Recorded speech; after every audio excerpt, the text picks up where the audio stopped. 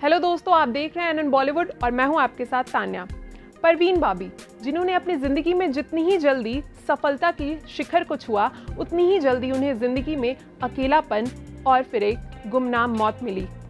उनकी जिंदगी के बारे में हम और भी बातें आपसे शेयर करेंगे, लेकिन उससे पहले अगर आपने हमारा चैनल सब्सक्राइब नहीं किया है तो जल्दी जाइए और एनएन बॉलीवुड को सब्सक्राइब कीजिए।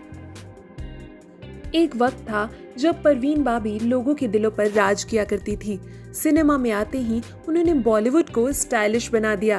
अपने वक्त की हाईली पेड एक्ट्रेस जिन्होंने कई ब्लॉकबस्टर फिल्में दी और वो भी सुपरस्टार एक्ट्रेस के साथ। बेशुमार चाहने वाले और करोड़ों की संपत्ति, लेकिन वो एक चीज जिसकी कमी उन्हें जिंदगी भर रही और वो था सच्चा प्यार। परवीन के चाहने वालों की लिस्ट बहुत लंबी थी। कई बड़े सुपरस्टार्स उनकी खूबसूरती के दीवाने थे। कई सारे रिलेशनशिप्स के बावजूद उनकी जिंदगी में हर वक्त अकेलापन रहा। कबीर बेदी, डैनी डेंजोगप्पा, यहाँ तक कि महानायक अमिताभ बच्चन के साथ भी उनके संबंध रहे। उनके रिलेशनशिप्स की लिस्ट में एक और नाम रहा और वो है फिल्म डायरेक्टर महेश भट्ट का। साल 1977 जब परवीन महेश भट्ट से मिली और फिर अपना दिल दे बैठी। उस वक्त परवीन का फिल्मी करियर बुलंदियों पर था, लेकिन महेश फिल्म डायरेक्शन में अपनी पहचान बनाने में लगे थे। आज पूरा देश सुशांत सिंह राजपूत के मौत के पीछे की असली वजह जानना चाहता है, लेकिन एक वक्त पर महेश भट्ट ने अपने इंटरव्यू में कहा था कि सुशांत सिंह राजपूत परवीन बाबी के रास्ते जा रहे हैं। आखिर उन्होंने ऐसा क्यों कहा? क्या थी परवीन की जिंदगी? देखिए हमारी रिपोर्ट। उन दिनों परवीन फिल्म अमर अकबर, एंथनी और काला पत्थर की शूटिंग कर रही थी। परवीन और महेश एक दूसरे के प्यार में पागल थे। तमाम क्रिटिसिज्म के बावजूद दोनों को अलग करना नामुमकिन हो गया था। साल 1979 जब महेश भट्ट को अचानक एक ऐसी सच्चाई का पता चला जिससे उनके होश उड़ गए। एक दिन जब महेश घर लौटे तो उन्होंने देखा कि परवीन फिल्म का कॉस्ट्यूम पहने घर के एक कोने में बैठी हैं।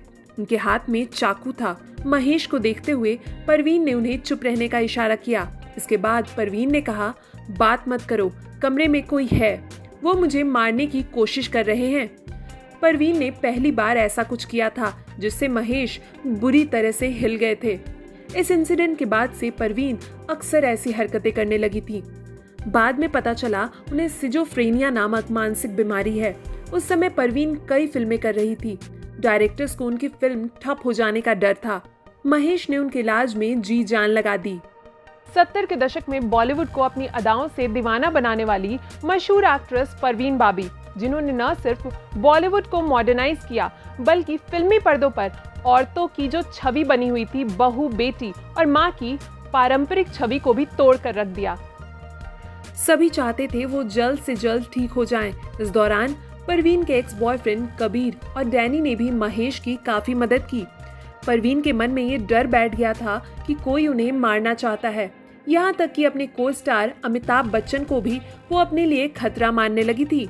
उन्हें लगता था अमिताभ उन्हें मारना चाहते हैं। इस दौरान उनका वजन काफी बढ़ गया था और उन्होंने अपनी खूबसूरती भी खो दी थी। डॉक्टर्स का कहना था कि महेश के रहने से परवीन की हालत ज्यादा खराब रहती है, इसलिए उनका दूर रहना ही बेहतर था। लेकिन परवीन महेश को छोड़ने के लिए तैयार नहीं थी। महेश बताते हैं कि जब एक रात वो परवीन को छोड़कर घर से निकल रहे थे तब वो बेतहाशा बिना कपड़ों के उनके पीछे दौड़ती रही।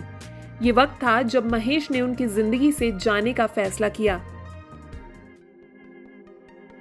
परवीन बॉबी की लाइफ में काफी अप्स एंड डाउन्स रहे। उनकी फिल्मों के साथ साथ उनकी पर्सनल लाइफ भी काफी चर्चा में रहती थी और उनके ऊपर कई फिल्में भी बनाई गई।